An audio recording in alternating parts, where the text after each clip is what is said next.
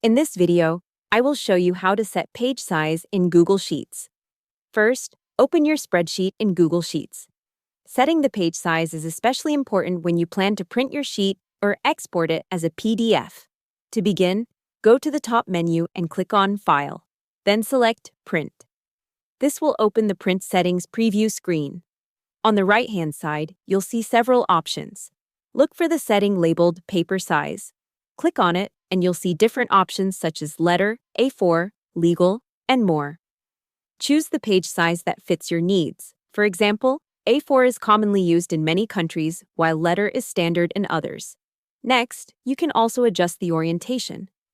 If your data is wide, select Landscape. If it's more vertical, choose Portrait.